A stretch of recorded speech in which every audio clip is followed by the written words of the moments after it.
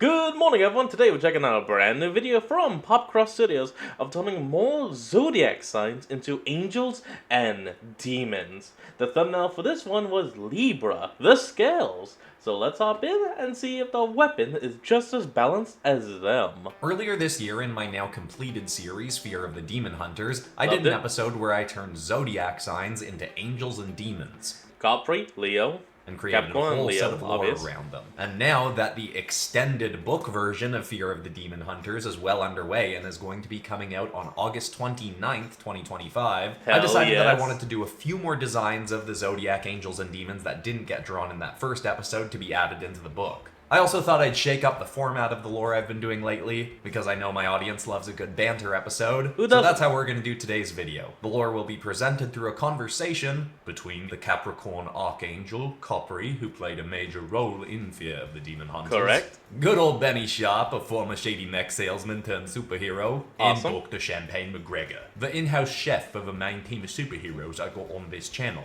I think this. Also, quick pointed out, I'm not sure if I mentioned it in a previous episode, but one of my commenters pointed out to me that Benny Sharp and Dr. Champagne all in fact married. And I didn't know. I guess I completely just missed that episode. I mean, I haven't watched every single one of Chris's videos here, but if I did, I would know a whole lot. But I'd also forget it because, you know, I'm human. The brain can't remember everything. This is going to be a fun video with some cool art, so let's get into it, shall we? Let's go.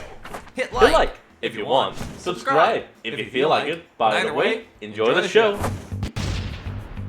So Capri, you're Starting off with Gemini, the 2-in-1. from Mara's world with all the demons and whatnot. Heard that place has gotten sort of crazy lately with all the demons becoming public knowledge to the world, huh?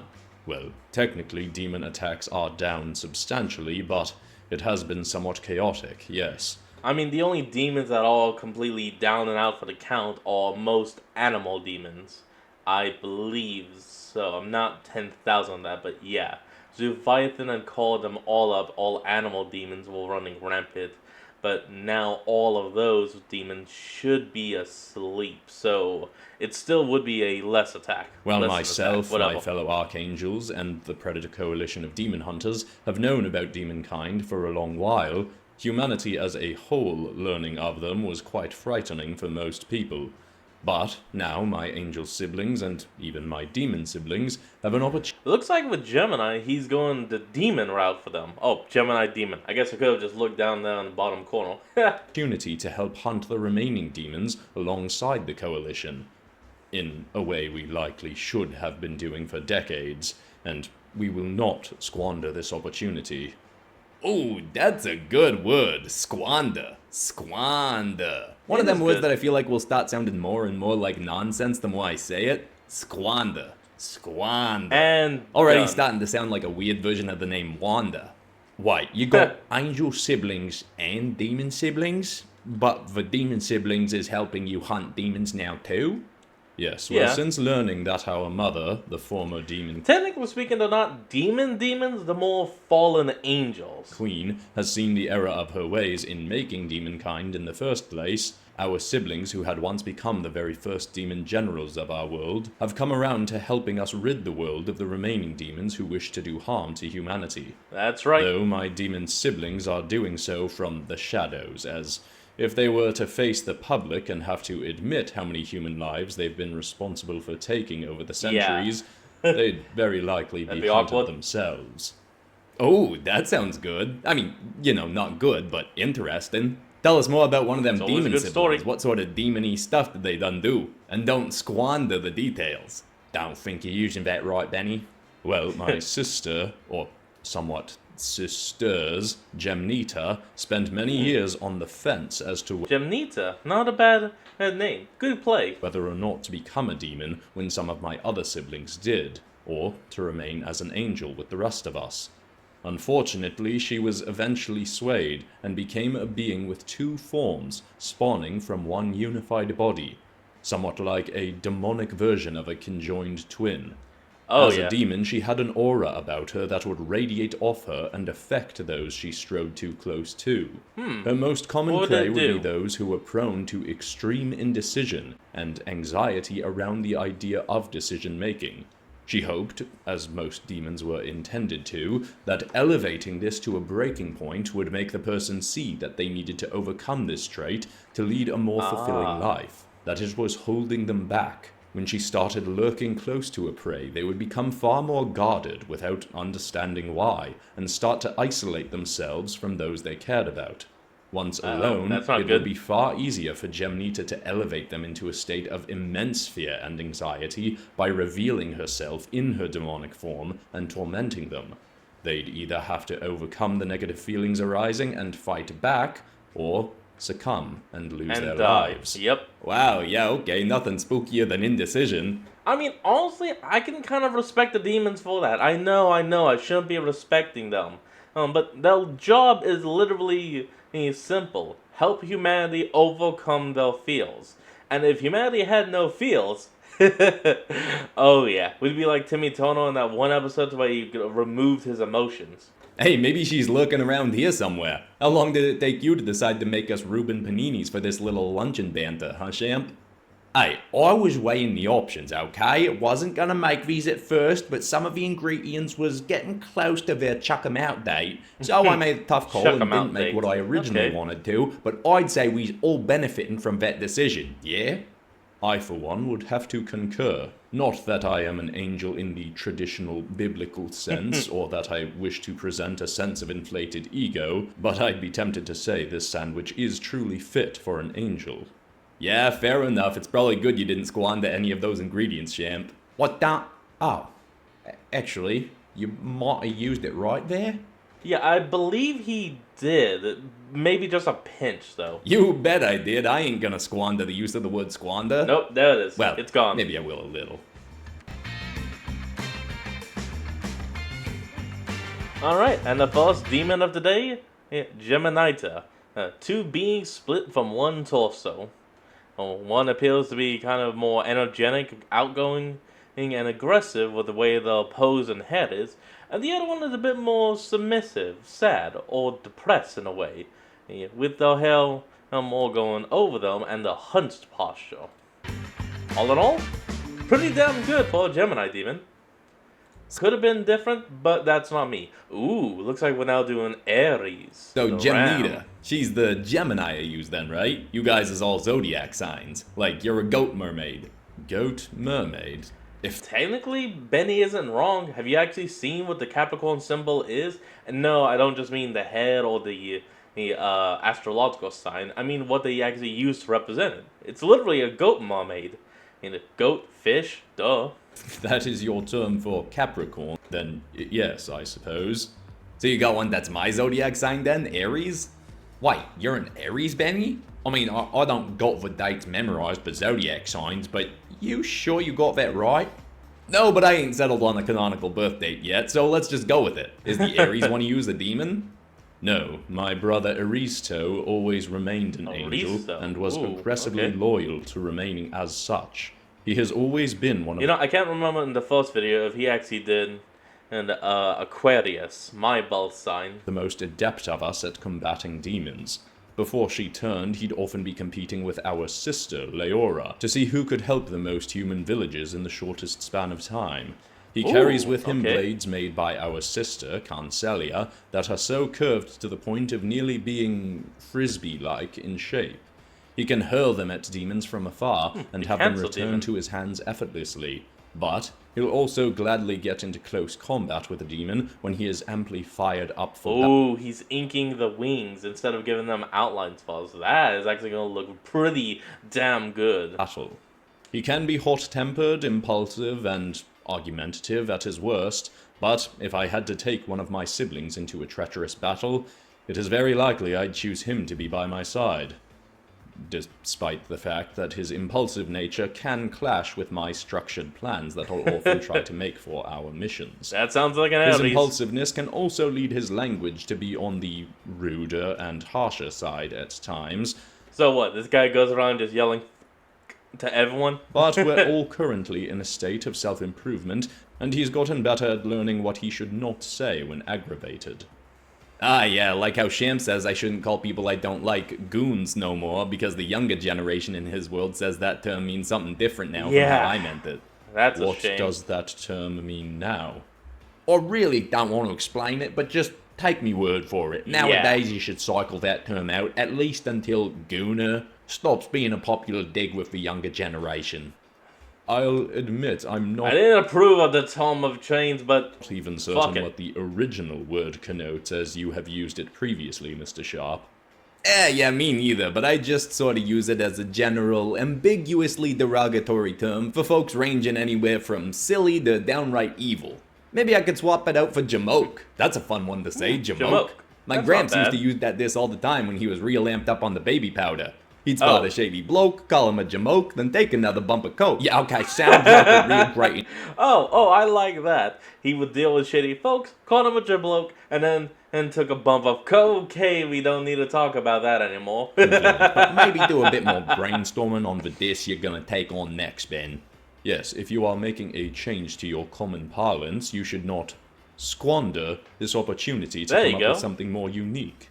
Hey, the squander train has left the station and ain't coming back till Christmas. What? I don't know, I'm just riffing here. No wrong answers, my handsome jamoke. Alright, well, this is actually kind of cool. The Aries thing is actually pretty damn cool. I like the guy. Interesting choice of weapons though, with these fragments being flying disc, bladed flying disc. Now you folks is probably thinking this is an ad break to advertise Popcross's coloring books or his previously released novels. Is that not what we're doing here? Nope, we're just getting folks even more hyped up for the book release of Fear of the Demon Hunters. Or at least the villains are. Take it away, Zoo Boy. Thanks, Mech. Ooh, Leviathan. Big fan of your old work, by the way. Back when you used to give handguns out to kids and give them dangerous mech armors and whatnot. I'm sorry, you did what? Don't worry about it, Angel Boy. Anyway, the extended book version, Fear of the Demon Hunters, not only has a full bonus chapter with never-before-seen art, but folks who buy the book will also get a link to a video version of that chapter. I mean, the bonus chapter doesn't have me in it, so I don't know what good it is. I'd say it's extra good. Okay, now that is tempting.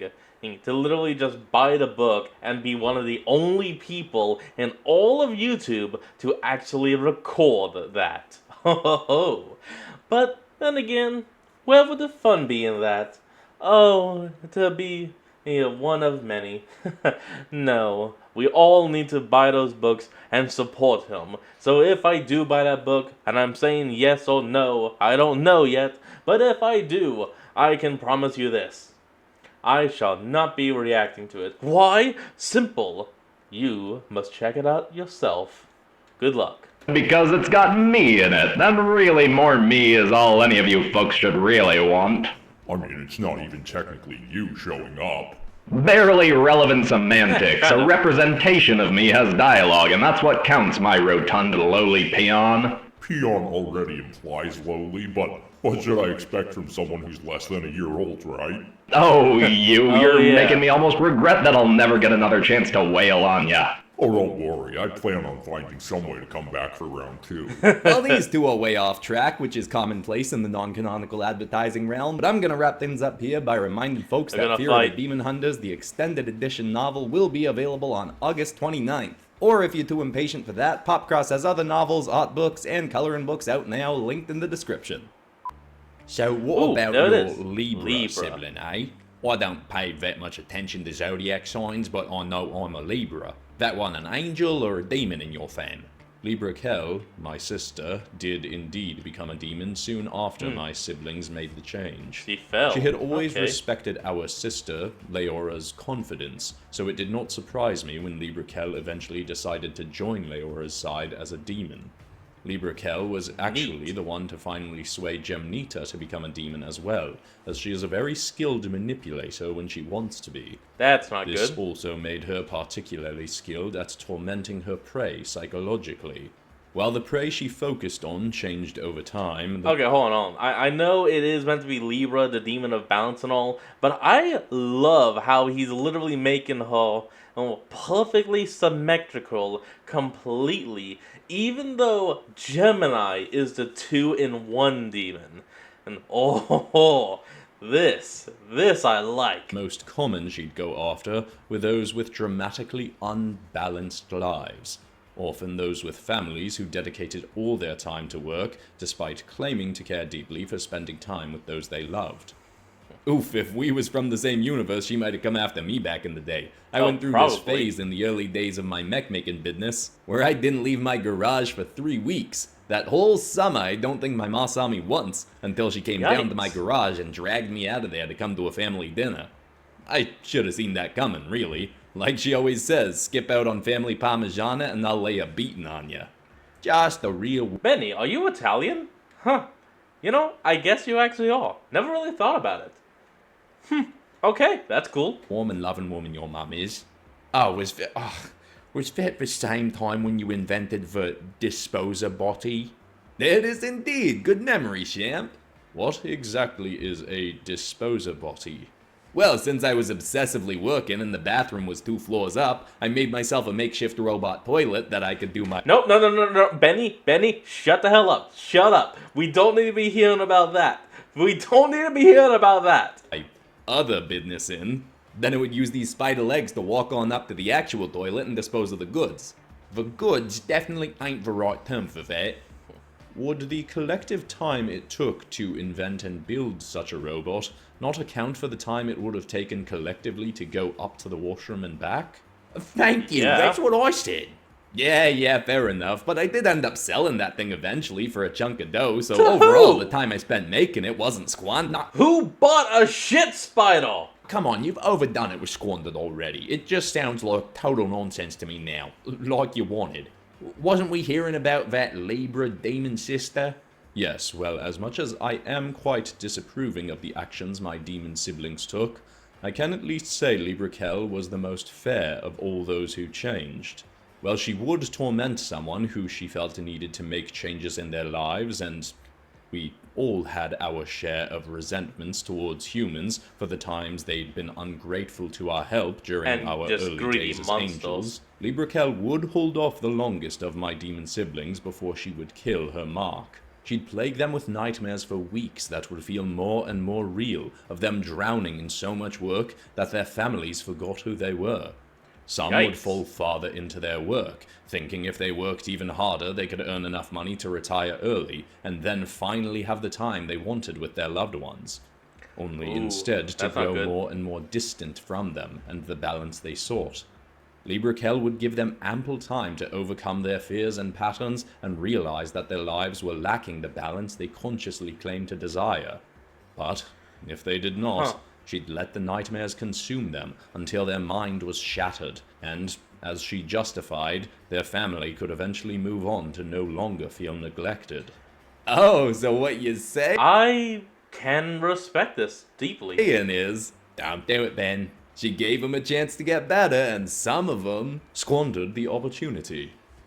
Coppery, come on, man. You're backing him up after I made you lunch and everything? I apologize. I simply could not resist. Well, it was right there. You know, one interesting thing I gotta ask is, she is missing this chunk of her body here. And I know with them being demons and angels and all that, I don't need to eat, but how in her case would she eat? Like, she takes a bite, she chews it, she swallows. Where's the stomach?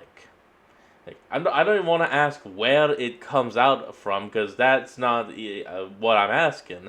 I'm asking, how do they eat? Not how do they poop, or shit, or whatever you want to say. So that glowing weapon you got, and that one you said your brother Ares Toast had, those things was all made by your sister Cancelia, so I'm guessing she stayed on Team Flappybacks?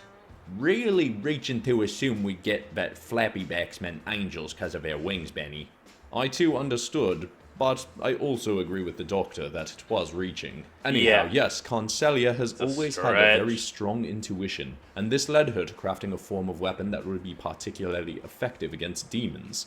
Though they can also be quite harmful to us angels as well. Ah yeah, real double-edged sword. She did make a few of those, yes, though I made the mistake of granting one of those to the now late Clayton Costas.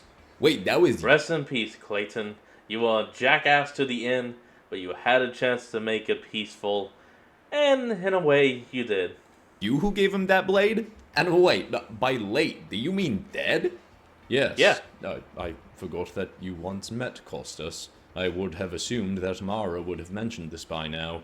He did indeed meet his end in the build-up to the conflict with Zuphiathan that revealed demonkind to my world.